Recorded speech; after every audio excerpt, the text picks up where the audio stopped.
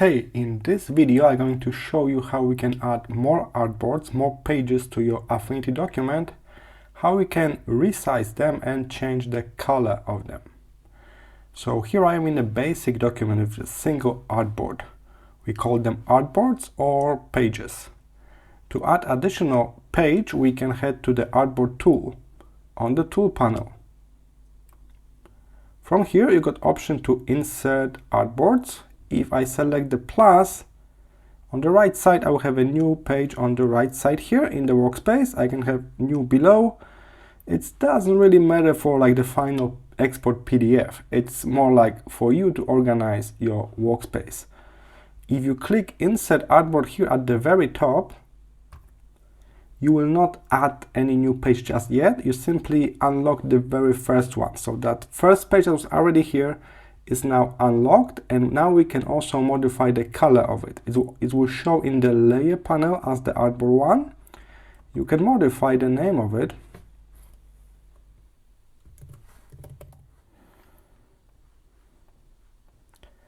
And this will work as the big group for all of the objects that you're going to place on that artboard. As you can see, this is a child for that group. All right, so we can select the whole artboard as well. You can click on the name of it or in the layer panel, and then you can pick a new color. This way you don't need to stick with this boring white. And in this scenario, we don't need to create additional container for your color because the artboard is just a glorified shape really. All right. But we still got only one artboard, but the title for the video is how to add more pages. So let's go back to the artboard tool and click the plus button here. By default, you will add exactly the same size of the page as the previous one, but you can modify that. You can modify this manually,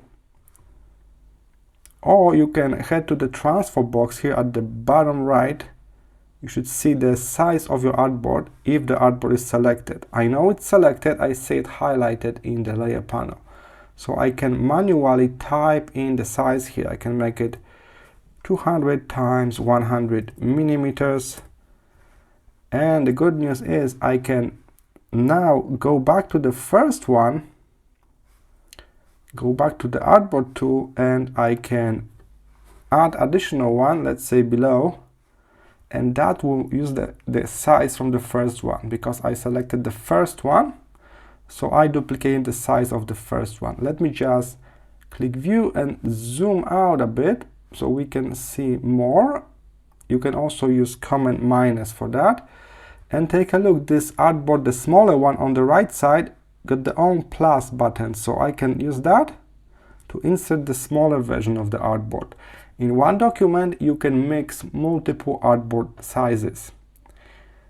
If you got more than 4 artboards, that's my personal recommendation. The number, really, it's up to you. But for me, if I got more than 4 or 5 artboards, I will switch from the vector mode to the layout mode. Because in the layout mode, we got the page manager, when you can see all of your artboards as the list. It's easier to jump between them, and they will give you the zoom to fit. So if I double tap, I can jump to certain pages in my document, and they will always give me this perfect zoom to fit. From here, I can also remove artboards or pages. Just select that, highlight it with the blue color and little trash bin icon. We can add a brand new page from here as well. So add artboard. We can duplicate existing page. So I can select the page number 1 and duplicate this one. And as you can see now, I got multiple pages and artboards in this document. So it's way easier to manage from the layout mode. Keep in mind, you can move back and forward between different modes. Everything's still there. You're just changing how your UI behaves.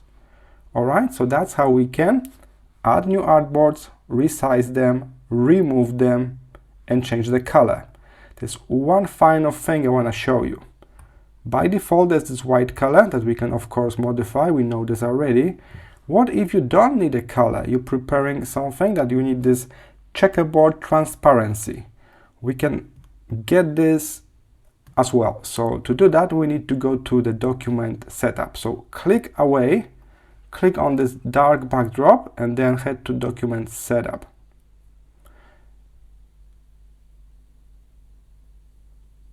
From here, you will see transparent backdrop. You can turn it on. Click OK. And now on those pages that we did not set up the color, because I already messed up with colors on page 1, so that's the case for another pages. So page 2, you got this checkerboard transparency and all of the other pages. This is the duplicate, so it's got white, but all of the pages that did not set up the certain color, they will get a default transparency instead of the color.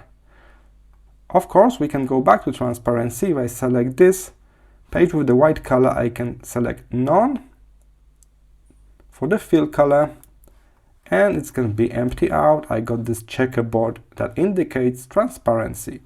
It's a bit easier to export PDFs with the transparent backdrop this way. Alright, so that's how you can manage your artboards, your pages in the new Affinity.